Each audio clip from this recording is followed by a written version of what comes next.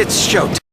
Hello and welcome to Show Me Some Television. This segment is about Haven Season 5, the 5th and final season. So, honestly, if you're here, you're obvious. I'm assuming you want to just know my thoughts about it, or you've watched a few seasons and you want to know if it's worthwhile going to the, following it through to the end. Because if you're just watching this and you haven't seen Haven, there's going to be some spoilers. There's going to be some information here that I can't not divulge. So I would suggest, not watching this video. I know that's a bad thing, but, it's okay. Go watch Haven Season 1. I think I did a video of that somewhere. I don't know. I'm not going to list anything here. Click it, because that involves me looking, and I don't have time for that, because I got videos to shoot. But, that being said, on to Haven Season 5. Now,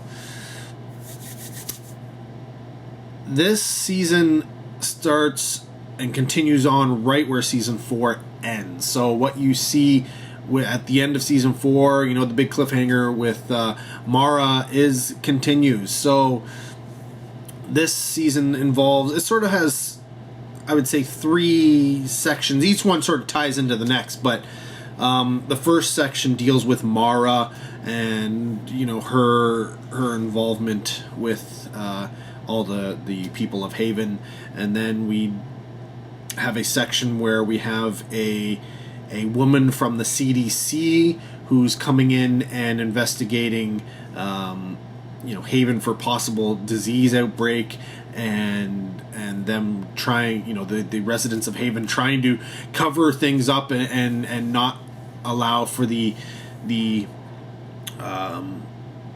outside world, as you would, to get their paws in and start, essentially they realize everybody would be a guinea pig, right? They'd all turn into lab rats as the government decides that, hey, you know what, we got to figure out how this works so we can monetize it and militarize it and all that stuff, right? So they know that's going to happen. So that's the middle portion of it, and then it moves on to a section which I will call the Croatoan finale, which, if you know the story of Croatoan and Roanoke and the Lost Colony, they've mixed that in and given more information into this. What we do find in this season is we do get a lot more history on Mara, aka Audrey Parker, her family, where the troubles come from, what creates the troubles, why they're there, all that kind of stuff is really all of the information that you've wanted to know through seasons 1 through 4 is really comes to, this is the finale, this is the final season. They got to wrap everything up. They got to give you everything, answer all those questions that, you're asking up until this point. They got to try and get as many of those answers out there as possible. We get history of Vince and Dave Teagues, and in fact, they play probably more so than in any other season. They play a big part in this one. In previous seasons, yes, they are a reoccurring character, and yes, they do have influence, but they're more like they're information people, right? So that they are people that the main characters go to get information. Then main characters go off. In season 4, both of them are main characters. They actually, I would say, for a good portion of the season, they are the main characters. They tend to play almost as much, have almost as much screen time as Nathan and Audrey, or Mara, however you want to call her, and Duke. Of course, that means that, like I say, Nathan and Duke and the Audrey characters are, or Mara, if you will, are still your main characters. Here, we do have Dwight, is, he essentially is the... He almost takes on the police role. As stuff happens with all the other characters, he has to step into that. So he is very much a main character in season 4, like to the nth degree, to the point where he is. I don't think there's an episode where he isn't in it, and there's a few where he actually is. You follow him around more than most of the others. So if those are the characters that you really want to concentrate, that you're fans of, then season 4 should have a lot of what you're looking for. It does have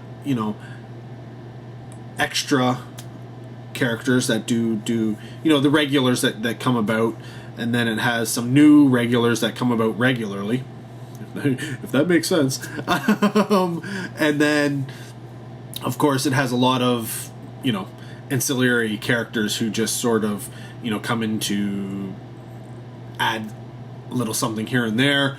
A lot of them do not really do much of anything, but sort of tell the story for that episode, or be a catalyst of some sort, as is the case with a lot of the other seasons, right? Because you got the troubles, you got to somebody has a trouble, trying to figure out how it works, etc., etc., etc. But honestly, with season 4, though there are troubles going on like crazy in this one, season finale, you gotta up the trouble factor. It's not so much where each episode is about a particular trouble, though there are a few episodes where that does tend to happen, but there are often 2, 3, 4 troubles happening simultaneously, or problems happening simultaneously. So it's never really focused on one particular aspect. And then a lot of them do tend to arc over multiple episodes in order to join all these stories together. So yeah, in terms of if you've started season 1 and 2, and you want to know if season 4 and 5, 3, 4, and 5 are worth it, I would say stick with it, unless you didn't like season 1 and 2 at all. If you didn't like the characters are essentially the same. The aspects of their characters are sort of what gels everything together. There's reasons why it's all fate and such like that. And there's a lot of that plays out throughout the series, including in season 4. There are cameos, special guest stars type things that happen, including in season 4. So you know what, if it tickled your funny bone, or not your funny bone, but got you scratching an itch just a little bit, I'd say stick with it. It's a decent show. I enjoyed it. I stuck with it all the way through to the end. I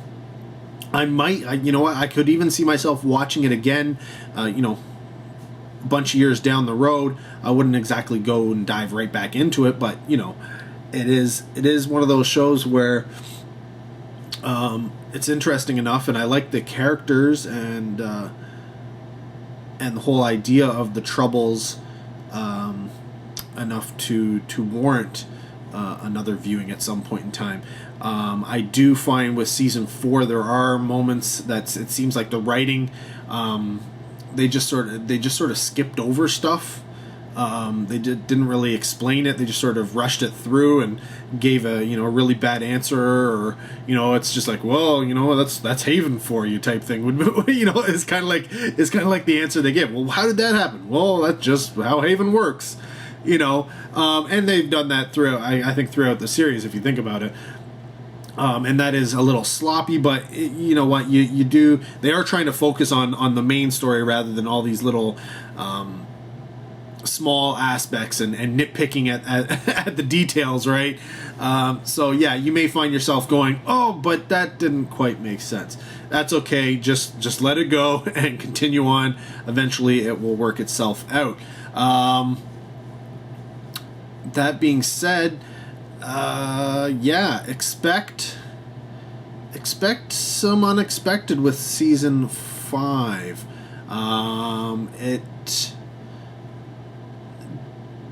It wraps everything up, it puts everything together, and it honestly, it does do a decent job of wrapping up the series as a whole. I was quite comfortable with the way it ended. I didn't feel like it was canceled before its time. I do think they tried to in previous seasons. It was a little hard to make it match together season to season, but I think this one really felt like season 4 to season 5, they knew the direction they were going into, and they just played it out, and it worked. So in that sense, I will say that Haven as a series as a whole does work, and especially with this final season, plays out quite well, even though this did have slight different tone and structure than previous seasons. It was yeah, like I said, I enjoyed it. So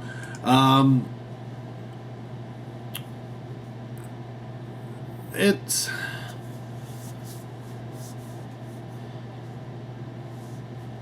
one of those things where, honestly, I if you're into that, I mean, it got to 5 seasons, right?